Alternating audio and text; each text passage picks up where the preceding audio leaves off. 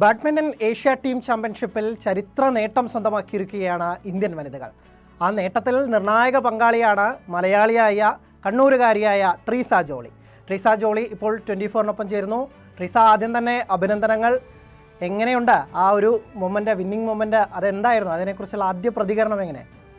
വളരെ സന്തോഷമുണ്ട്. കാരണം ഒരു ടീം ഇവന്റ് എന്ന് പറയുമ്പോൾ എപ്പോഴും ഒരു പ്രത്യേക ഒരു ശരിക്കും പറഞ്ഞ ഒരു യൂണിറ്റി, ഒരു വൈബ്, അല്ലെങ്കിൽ ഭയങ്കര ഒരു ടീമിന്റെ ഒരു കൂട്ടായ്മ, അതിനകത്തൊരു വിജയം വരുമ്പം എല്ലാവർക്കും ഒരു സന്തോഷമാണ്. അപ്പം ജയിച്ചതിൽ വളരെയധികം സന്തോഷമാണ്. കാരണം ഇന്നലത്തെ മത്സരം ശരിക്കും പറഞ്ഞ ടൈ, ഏറ്റവും ലാസ്റ്റ് വരെ, ഫൈനൽ വരെയുള്ള ടൈ വരെ, ഡിസൈഡർ വരെ പോയായിരുന്നു.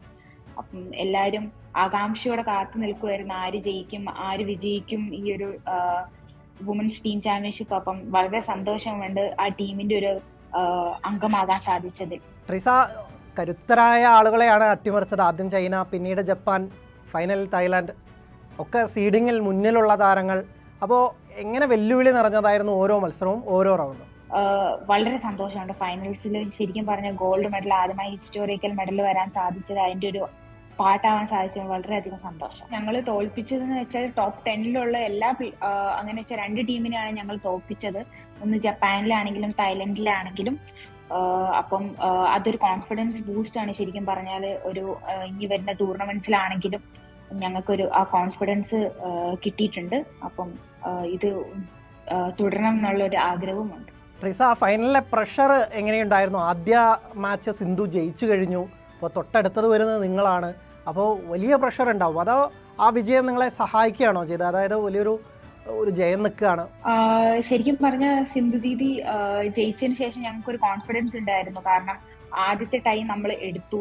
ഞങ്ങളുടെ ഒരു ക്രൂഷ്യൽ മാച്ച് ആയിരുന്നു ഞങ്ങളുടെ വുമൻസ് ഡബിൾസ്. കാരണം അതെടുത്താൽ ഞങ്ങൾക്ക് ജയിക്കാനുള്ള സാധ്യതകൾ കൂടുതലാണെന്നൊരു ഉറപ്പുണ്ടായിരുന്നു. അപ്പം ഞങ്ങളുടെ രണ്ടുപേരുടെ മനസ്സിൽ എന്താന്ന് വെച്ചാൽ എങ്ങനെയെങ്കിലും ഈ വുമൻസ് ഡബിൾസിന്റെ ആ ടൈ ഒന്ന് എടുക്കണം, ഒരു പോയിന്റ് ഇന്ത്യക്ക് കൊടുക്കണം. അപ്പം അത് വളരെയധികം ഇമ്പോർട്ടന്റ് മാച്ച് ആയിരുന്നു. ആ ടൈ എടുക്കാൻ സാധിച്ചതിൽ ഒരു വലിയൊരു ടേണിംഗ് പോയിന്റ് ആയിരുന്നു. വളരെ സന്തോഷം. ഗായത്രിയുമായി ഇപ്പോൾ 2 വർഷത്തോളം ആവുന്നു ആ സഖ്യം തുടങ്ങിയിട്ട്. വലിയ വലിയ ടൂർണമെൻറ്റുകളൊക്കെ തന്നെ വലിയ പ്രകടനങ്ങൾ കാഴ്ചവെക്കുന്നു. അപ്പോൾ വീണ്ടും ഒരു വലിയ നേട്ടം സ്വന്തമാക്കുന്നു. ഗായത്രിയുമായിട്ടുള്ള ഇത്തവണ ഈ ടൂർണമെൻറ്റിലെ ഒരു എക്സ്പീരിയൻസ് എങ്ങനെയായിരുന്നു? ഞങ്ങളുടെ പാർട്ണർഷിപ്പ് തുടങ്ങിയിട്ട് ഇപ്പം 2 വർഷമായി. അപ്പം ഓരോ സ്റ്റെപ്പും ഞങ്ങളുടെ ഇമ്പ്രൂവ്മെന്റ്സ് ആയിട്ടാണ് കാണുന്നത്. അപ്പം ഓരോ വിജയമാണെങ്കിലും അല്ലെങ്കിൽ ഇപ്പം ഏതെങ്കിലും ഒരു കളി തോൽക്കുകയാണെങ്കിലും അതെല്ലാം ഒരു ലേണിങ്സ് പോലെ ഞങ്ങൾ എടുത്ത് ഞങ്ങൾക്ക് എന്താണ് ഇമ്പ്രൂവ് ചെയ്യാൻ പറ്റുക, അല്ലെങ്കിൽ ഞങ്ങൾ വേൾഡ് ടോപ്പ് 10 അല്ലെങ്കിൽ വേൾഡ് ബെസ്റ്റ് പ്ലെയേഴ്സ് ആവാൻ എന്താണ് ഞങ്ങൾക്ക് ഇനി ഇമ്പ്രൂവ് ചെയ്യുക, ഓരോ കാര്യങ്ങളും ഞങ്ങൾ, എനിക്കൊന്നു 2 പേരുടെ ഒരു സപ്പോർട്ട്, ഞാനാണെങ്കിലും അല്ലെങ്കിൽ ഗായത്രി ആണെങ്കിലും 2 പേരുടെ ഒരു സപ്പോർട്ട് വളരെ എനിക്കും നമ്മുടെ ഡബിൾസിൽ ഒരു വലിയ പ്രാധാന്യം കൊടുക്കുന്ന ഒരു സംഭവമാണ്. ഈ ഗോപിചന്ദിന്റെ ഉപദേശം എന്തായിരുന്നു? അതായത് പ്രത്യേകിച്ച് പല ഘട്ടങ്ങളിലും ഇപ്പോൾ ഫൈനലിൽ തന്നെ ഒരു ഗെയിം നഷ്ടപ്പെട്ടപ്പോൾ തിരിച്ചു വരാനൊക്കെ, ഫൈനൽ ഗെയിമിലേക്ക് പോകുമ്പോഴൊക്കെയുള്ള എന്ത് ഉപദേശമാണ് അദ്ദേഹം തന്നത്? സാർ എപ്പോഴും ഹാപ്പി ആയിട്ട് കളിക്കുക, ഫ്രീ ആയിട്ട് കളിക്കാന്നാണ് പറയുക സാറ്. എനിക്കൊന്ന് വലിയ പ്രഷറൊന്നും എടുക്കാതെ കളിക്കുക, എന്നാ മാത്രമേ നിങ്ങൾക്ക് നിങ്ങളുടെ ബെസ്റ്റ് കളിക്കാൻ പറ്റൂ, എപ്പോഴും സാറ് പറയുക. അപ്പോൾ സാർ എപ്പോഴും ഞങ്ങളെ കാമാക്കി വളരെയധികം ഗൈഡ് ചെയ്തെന്ന് വെച്ചാൽ ഇങ്ങനെ കാമായി കളിക്കുക, ഒരു ഹരിയും വേണ്ട കളിക്കാൻ എന്നുള്ള രീതിയിൽ സാർ എപ്പോഴും പറയാം. ഒപ്പം തന്നെ ടീമിലെ ഒരു പ്രധാനപ്പെട്ട താരമാണ്, ടീമിന്റെ ലീഡർ എന്ന് വിശേഷിപ്പിക്കാവുന്ന ആളാണ് ഇതിഹാസ താരമായ PV സിന്ധു. സിന്ധു ഭയങ്കരധികം ചിയർ ചെയ്യുന്നതൊക്കെയാണ് ഞങ്ങൾ വീഡിയോയിൽ കണ്ടത്. എങ്ങനെയായിരുന്നു സിന്ധുവിന്റെ ഒരു സപ്പോർട്ട്? എത്രത്തോളം വലുതായിരുന്നു നിങ്ങൾക്ക്? ശരിക്കും പറഞ്ഞാൽ സിന്ധു ദീദി നയിക്കുന്ന ഒരു ടീമിൽ ഒരു അംഗമാകാൻ സാധിച്ചത് തന്നെ വളരെയധികം സന്തോഷമുണ്ട്. പിന്നെ എനിക്കൊന്ന് ചേച്ചിന്റെ എക്സ്പീരിയൻസ് എല്ലാവർക്കും ഷെയർ ചെയ്യുക, അതുപോലെ തന്നെ ചേച്ചിന്റെ കോൺഫിഡൻസ് ആണെങ്കിലും.